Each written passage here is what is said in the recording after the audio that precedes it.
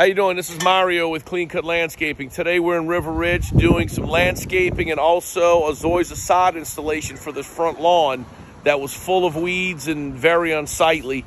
Let you take a look at what's going on. So this section of the lawn was total weeds, looked terrible. Customer wanted a nice, beautiful lawn. Of course, we recommended grade A certified Zoysia, which is the best grass around. We removed the existing lawn after it was sprayed with herbicide to kill the weeds. We used this Ryan sod cutter, which cuts the old weed lawn to the root. So then we get down to the base soil.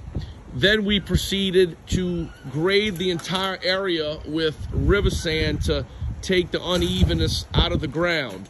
Also, as a side note, we soil test all of our sod installation and landscapes to make sure the pH is right. If the pH is not right for Zoysia sod, it will not grow properly. So that's basically what goes on here. We went ahead and also added sulfur, which will definitely lower the pH, and we incorporated some peat moss, which will help aerate the soil and lower the pH.